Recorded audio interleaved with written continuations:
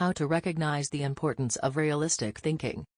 Because I'm naturally optimistic rather than realistic, I've had to take concrete steps to improve my thinking in this area.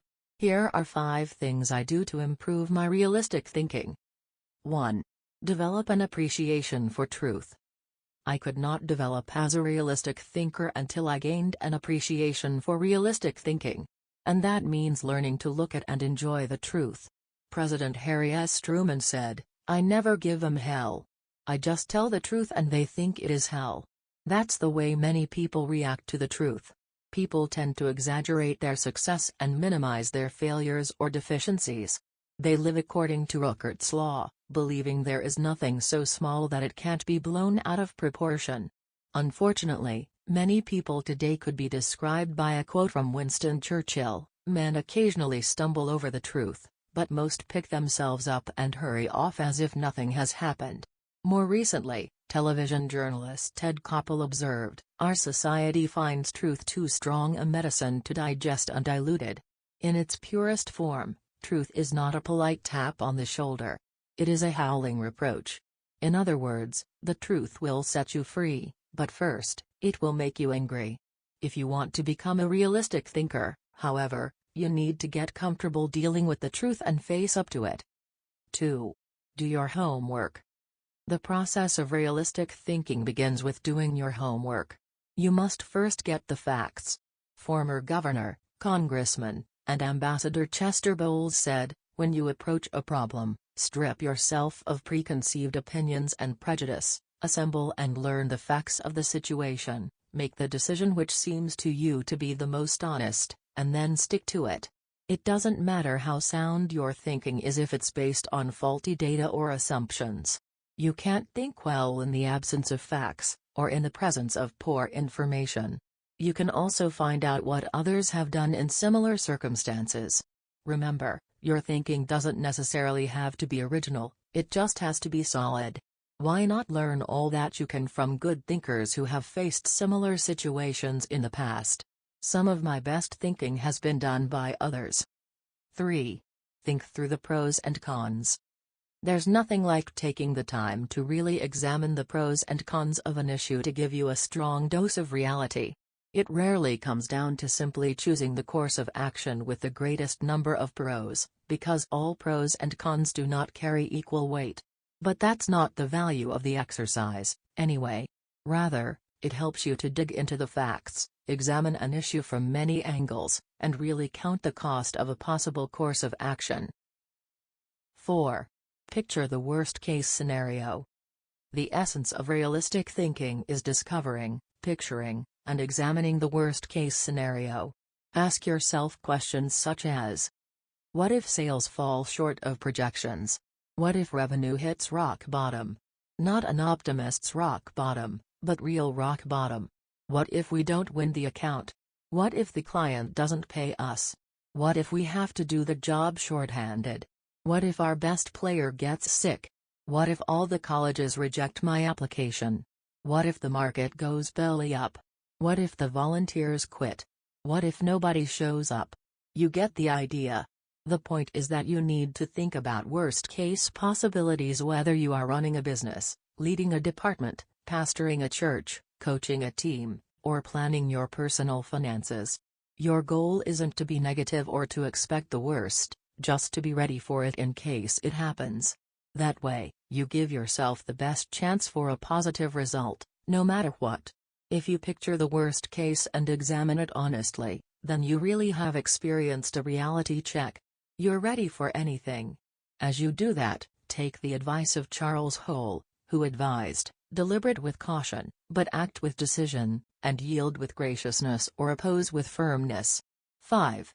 Align your thinking with your resources. One of the keys to maximizing realistic thinking is aligning your resources with your objectives. Looking at pros and cons and examining worst-case scenarios will make you aware of any gaps between what you desire and what really is. Once you know what those gaps are, you can use your resources to fill them. After all, that's what resources are for. Super Bowl, Superdome, Super Security. Our country received lessons in realistic thinking following the tragedy of September 11, 2001. The destruction of the World Trade Center buildings in New York City far surpassed any worst-case scenarios that anyone might have envisioned. In the wake of that event, we now find that we don't have the luxury of avoiding or neglecting realistic thinking.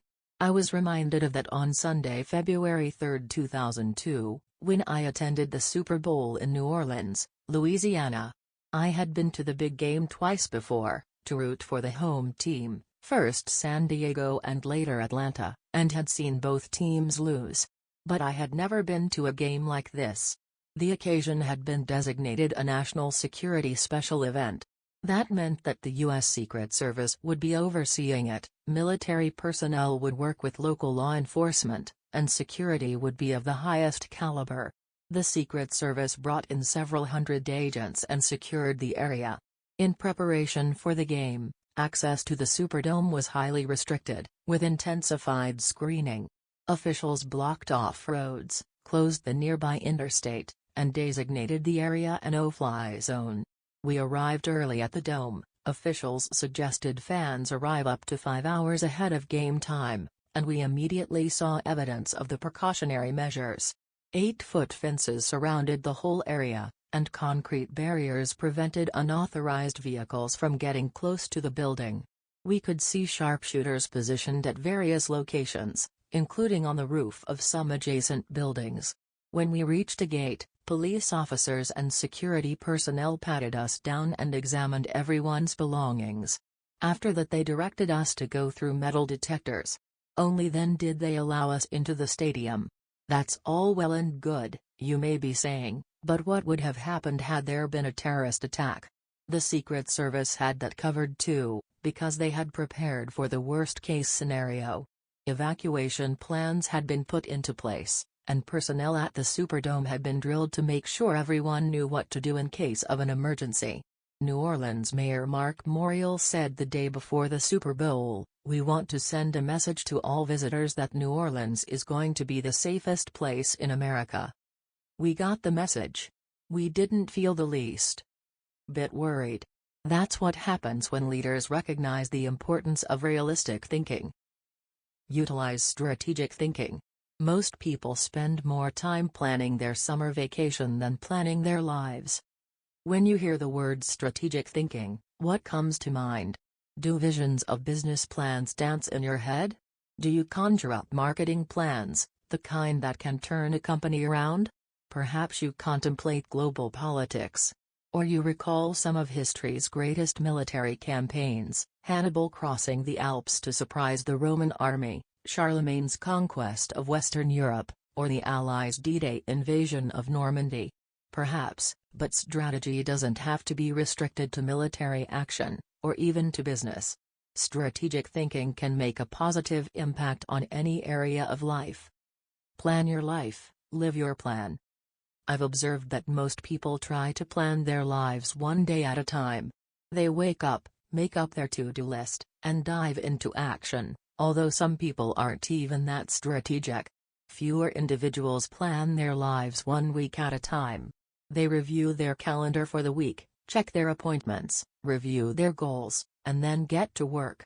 They generally outachieve most of their daily planning colleagues. I try to take planning one step further. At the beginning of every month, I spend half a day working on my calendar for the next 40 days. 40 days works for me rather than just 30. That way, I get a jump on the next month and don't get surprised. I begin by reviewing my travel schedule and planning activities with my family. Then I review what projects, lessons, and other objectives I want to accomplish during those 5 to 6 weeks. Then I start blocking out days and times for thinking, writing, working, meeting with people, etc. I set times to do fun things, such as seeing a show, watching a ball game, or playing golf. I also set aside small blocks of time to compensate for the unexpected. By the time I'm done, I can tell you nearly everything I'll be doing, almost hour by hour, during the coming weeks. This strategy is one of the reasons I have been able to accomplish much. Why you should release the power of strategic thinking. Strategic thinking helps me to plan, to become more efficient, to maximize my strengths, and to find the most direct path toward achieving any objective. The benefits of strategic thinking are numerous. Here are a few of the reasons you should adopt it as one of your thinking tools. 1. Strategic thinking simplifies the difficult. Strategic thinking is really nothing more than planning on steroids. Spanish novelist Miguel de Cervantes said, "The man who is prepared has his battle half fought." Strategic thinking takes complex issues and long-term objectives, which can be very difficult to address, and breaks them down into manageable sizes. Anything becomes simpler when it has a plan. Strategic thinking can also help you simplify the management of everyday life. I do that by using systems, which are nothing more than good strategies repeated. I am well known among pastors and other speakers for my filing system. Writing a lesson or speech can be difficult. But because I use my system to file quotes, stories, and articles, when I need something to flesh out or illustrate a point, I simply go to one of my 1,200 files and find a good piece of material that works. Just about any difficult task can be made simpler with strategic thinking. 2. Strategic thinking prompts you to ask the right questions. Do you want to break down complex or difficult issues? Then ask questions. Strategic thinking forces you through this process. Take a look at the following questions developed by my friend Bob Beal, the author of Master Planning. Direction: what should we do next? Why? Organization: who is responsible for what? Who is responsible for whom? Do we have the right people in the right places? Cash: what is our projected income, expense, net? Can we afford it? How can we afford it? Tracking: are we on target? Overall evaluation: are we achieving the quality we expect and demand of ourselves? Refinement: how can we be more effective and more efficient, move toward the ideal? These may not be the only questions you need to ask to begin formulating a strategic plan, but they are certainly a good start. 3. Strategic thinking prompts customization. General George S. Patton observed, "Successful generals make plans to fit circumstances, but do not try to create circumstances to fit plans." All good strategic thinkers are precise in their thinking. They try to match the strategy to the problem, because strategy isn't a one-size-fits-all proposition. Sloppy or generalized thinking is an enemy of achievement. The intention to customize in strategic thinking forces a person to go beyond vague ideas and engage in specific ways to go after a task or problem. It sharpens the mind. 4. Strategic thinking prepares you today for an uncertain tomorrow. Strategic thinking is the bridge that links where you are to where you want to be. It gives direction and credibility today and increases your potential for success tomorrow. It is, as Mary Webb suggests, like saddling your dreams before you ride them. 5. Strategic thinking reduces the margin of error. Any time you shoot from the hip or go into a totally reactive mode, you increase your margin for error. It's like a golfer stepping up to a golf ball and hitting it before lining up the shot. Misaligning a shot by just a few degrees can send the ball 100 yards off target. Strategic thinking, however, greatly reduces that margin for error. It lines up your actions with your objectives, just as lining up a shot in golf helps you to put the ball closer to the pin. The better aligned you are with your target, the better the odds that you will be going in the right direction. 6. Strategic thinking gives you influence with others. One executive confided in another, "Our company has a short-range plan and a long-range plan. Our short-range plan is to stay afloat long enough to make it to our long-range plan." That's hardly a strategy, yet that's the position where some business leaders put themselves. There's more than one problem with neglecting strategic thinking in that way. Not only does it fail to build the business, but it also loses the respect of everyone involved with the business. The one with the plan is the one with the power. It doesn't matter in what kind of activity you're involved. Employees want to follow the business leader with a good business plan. Volunteers want to join the pastor with a good ministry plan. Children want to be with the adult who has the well-thought-out vacation plan. If you practice strategic thinking, others will listen to you and they will want to follow you. If you possess a position of leadership in an organization, strategic thinking is essential.